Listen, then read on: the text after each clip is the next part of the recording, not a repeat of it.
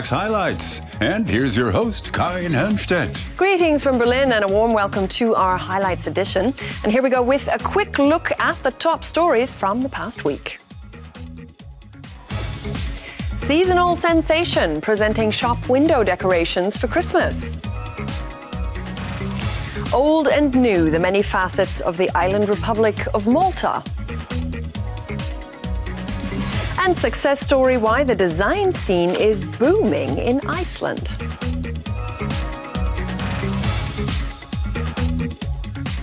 Well, this year, November 9th, marks the 24th anniversary of the fall of the Berlin Wall, which was, of course, a momentous occasion for post-war Germany in that it effectively signaled the end of the communist East. Well, today, when tourists come to Berlin, they often have to search pretty hard to find its vestiges. And so bike tours of the path that it once traced 160 kilometers around West Berlin are very popular. And we found a guide who tries to give visitors a feel for what it was like.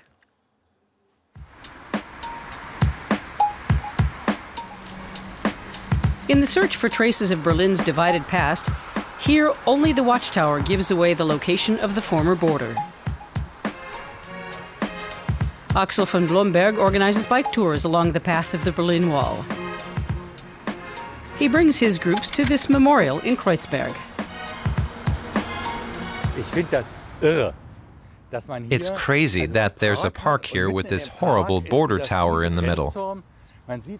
You can still see the openings where they shot at people. The contrast is incredible. The evil of the past and the beauty of today. This is what the border looked like that enclosed West Berlin. It's a challenge for von Blomberg to explain what it was like living in a divided city.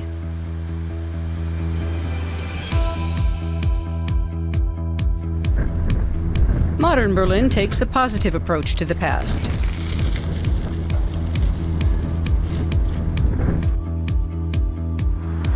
The East Side Gallery is the perfect example. After the wall fell in 1989, artists painted over its once heavily fortified eastern side. Hundreds of thousands of tourists come to visit the open-air gallery every year.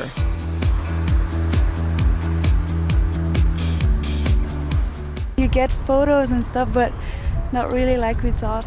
You get a little view of it, but I think it's hard to really understand how it really was. The Berlin Wall was built by the East German regime in August 1961. The border between the communist East and the capitalist West was closely guarded. Anyone who tried to escape from the East risked losing their lives.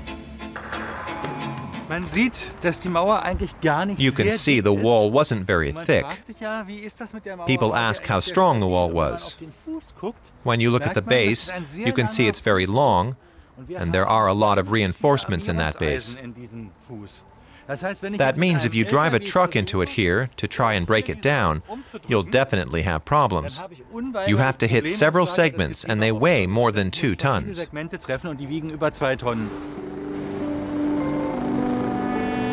The tour also takes groups to the former border crossing known as Checkpoint Charlie.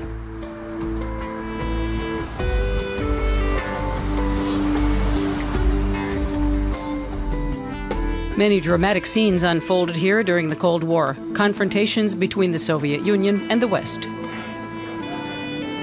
The House am Checkpoint Charlie Museum documents the stories of people who fled to the West. It also provides information about a divided Germany. I've never been to the museum, but I've often thought that what people did to leave the country is amazing.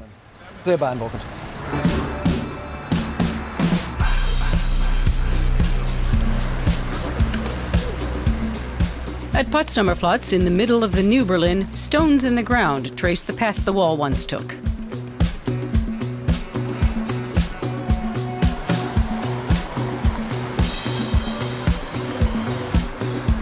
Close by is Brandenburg Gate. Once a symbol of division, now it's one of unity.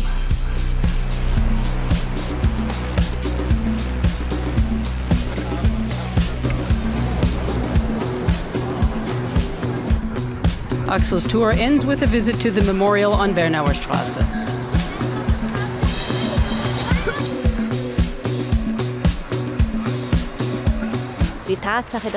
The fact that you couldn't leave left a mark on me as a child. I wanted to show my son.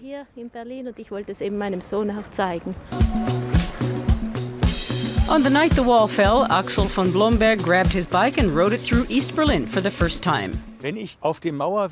When I cycle along the path of the wall, it comes back to me that West Berlin was only 30 by 40 kilometers in size. The wall was right under your nose, always noticeable for Westerners. This freedom and space we have to move around today, it's always in my mind when I ride this path. The wall was 160 kilometers long, and eagle-eyed observers will be able to spot plenty of traces of the past, even though nature is reclaiming the land. Over now to the French capital, and if you thought Paris in the springtime was a must, well, don't underestimate its charms at Christmas time. That's when the city lights up like a fairy tale, and the major department stores play an important role. This past week, the famous Galeries Lafayette was the first to unveil its annual Christmas display windows, which are always worth an outing in themselves. When Paris's best-known shopping emporium unveils its Christmas window display, it's a grand event. The Boulevard Haussmann is blocked for traffic, and French actress Léa Seydoux pushes the button to launch the lights.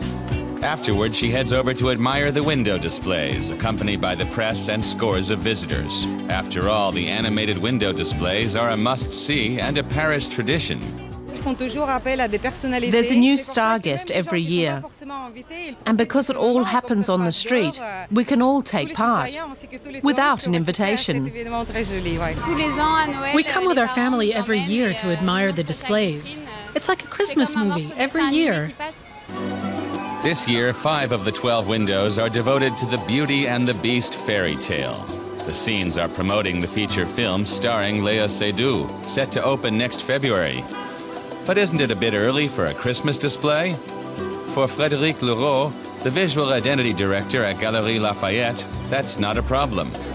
He's already in the festive spirit in January.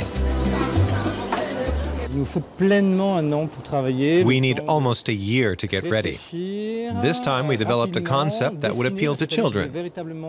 First, we sketched out the scenes, and then we decided what colors and materials to use, and which suppliers we would order from.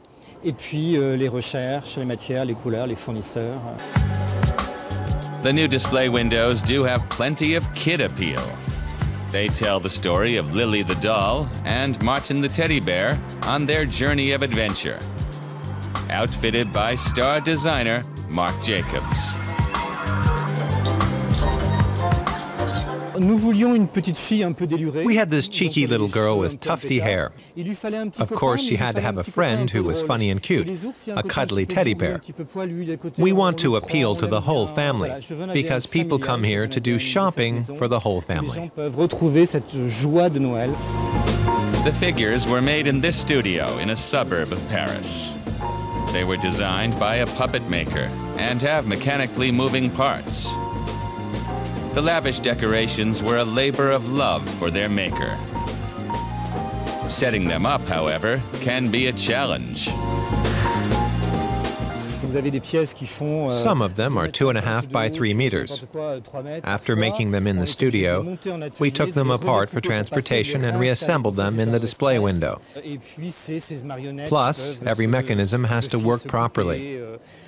The strings on the marionettes might tear, or there might be a short circuit. It's a race against time. And there's a race among Europe's traditional department stores each year to see who can come up with the biggest and brightest Christmas decorations and special promotional events. They increasingly recruit big celebrity names, including fashion designers. Luxury shopping emporium Harrods in London regularly boasts top stars. In 2005, American actress Lucy Liu, and last year, British singer Lily Allen. It's interesting to see what others are doing, but not in the sense that you want to win or be the best. I just want to bring our message across. I respect the competition, and obviously, I like to see what other stores are doing. Whether theirs is the best remains to be seen, but the Galeries Lafayette are definitely the first to unveil a Christmas window display. It gets earlier every year. It's pretty funny. But I guess it puts you in the holiday mood. I'm impressed, and I would advise everyone to come and see it. It's free, it's beautiful, and you can see how much work went into it. The race for the most elaborate Christmas window display is officially on. Here in Paris, Frédéric Louraud is glad to have his big day behind him. I'm not going to say what went wrong, but 80% of it worked. I think people are happy. Personally, I'm never satisfied with my work, but that motivates me to do even better next year. In the meantime, his work will remain on show at the famous Parisian store until the 5th of January.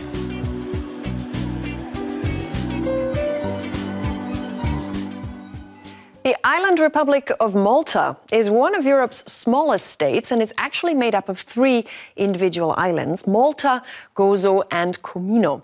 Now, home to nearly 420,000 people, it's also a former British colony and has been a member of the EU since 2004.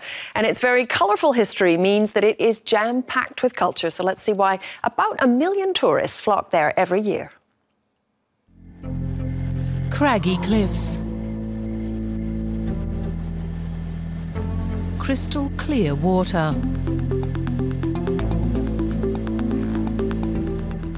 Deserted landscapes dotted with tiny villages. Malta, a popular holiday destination. Pilot Joseph Galea knows the islands like the back of his hand. He takes visitors out for scenic tours most days. I was always looking forward to become a pilot since I was a young kid, and it was my dream job basically, so I'm there now. Today's tour starts out in the capital, Valletta. It's a city steeped in history. Different cultures have left their mark on Malta, the Arabs and Italians, to the French and, of course, the British. Nasi Kalamata is a local who grew up with British influences. When we were children, then to come here on Saturday morning, see the changing of the guards and see the soldiers from Scottish and Irish regiments with the bagpipes. In 1947, the islands achieved self-rule and many Brits left. Malta later became independent in 1964. The legacy of its history is its cultural diversity. The Maltese language contains Arabic, Italian, French and English influences. What gives us our identity is our language. So we understand each other so well in this like secret code. And what brings us back here every time. The local cuisine also has many different roots. Chef Michael Kauki, who has cooked for the Maltese president, runs a restaurant in palatial premises in downtown Valletta. His menus are all about fish.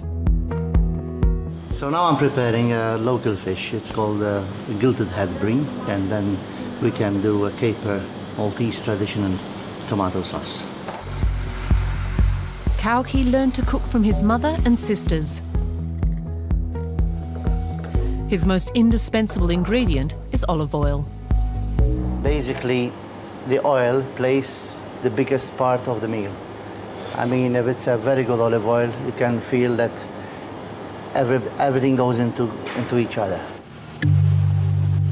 The best place to find quality olive oil is on the adjacent island of Gozo, a 15-minute flight away from Malta. Olive trees have been growing here wild for decades, but it's only in the last 10 years that they've been actively cultivated by a small company called Gozo Cottage. Gozo and Malta have a 100% maritime climate. The olives practically grow in salt, with the ocean all around. The ground is thick, loamy soil, which adds a special character to the olive oil's taste. Nearby is the Gigantea Neolithic Temple, one of the oldest open-air temples worldwide. According to legend, it was built by a giantess in one single night. The ruins are even more stunning when seen from the air. As our pilot, Joseph Galea, banks around, we fly over the azure window, a natural arch formed by the collapse of two caves.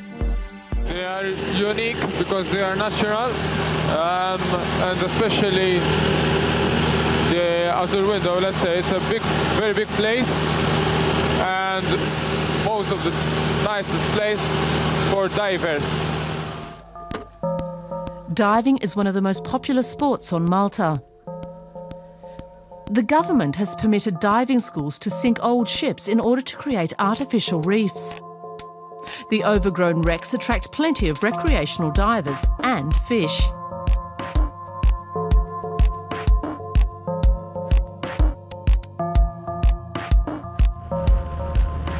It's time for our pilot to return to the airfield, but he'll be back in the skies tomorrow, giving tourists a special view of his home. Back in September 2008, it was in the eye of the financial storm as it swept Europe. The island nation of Iceland took a real hit when its major banks collapsed in the crisis, and the result was severe economic recession. Well, one sector, though, has managed to hold its own and even to flourish in such difficult times, and the power of creative design is making the country strong. Reykjavik, the capital of Iceland. The island nation doesn't have a long tradition of design, but over the past few years, that's been changing.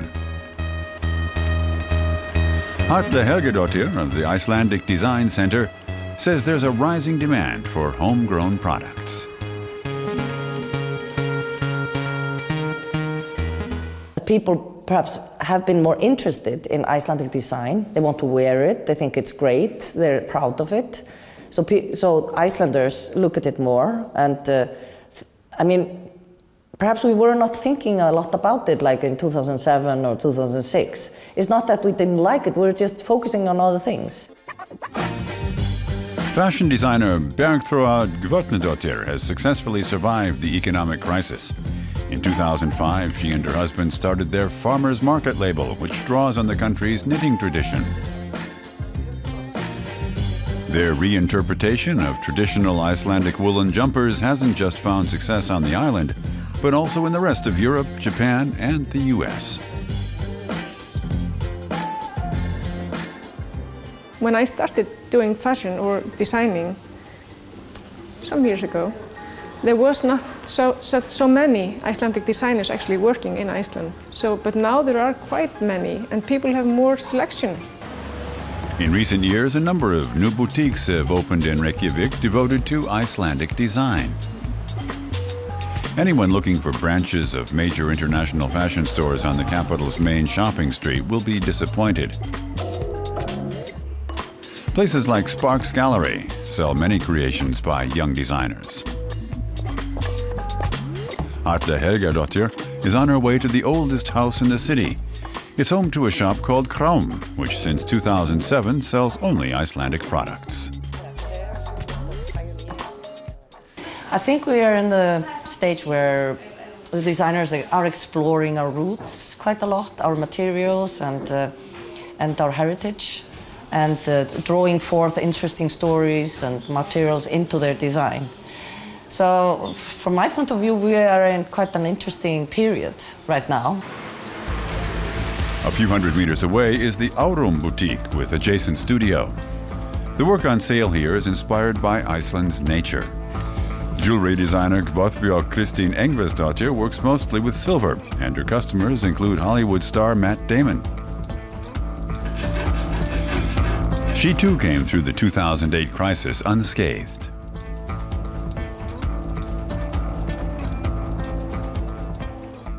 Actually, at the same time I was expanding, I was making myself bigger at that time, and so I worry a little bit. What would happen?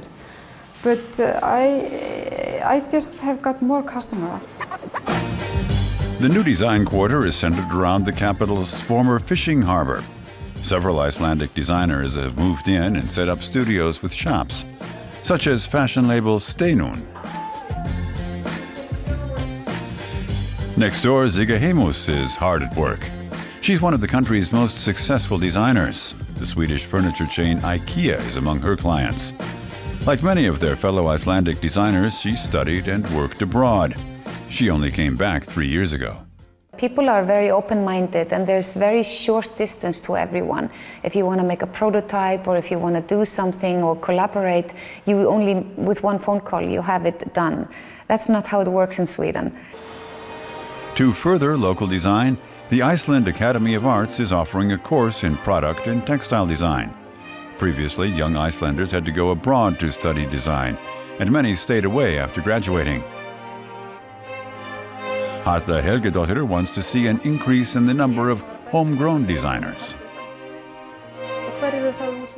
Icelandic music scene has emerged very much during the last 20 to 30 years.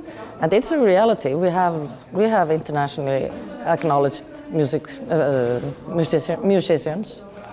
So why not designers? And who knows, Iceland's star designers of tomorrow might be sitting right here.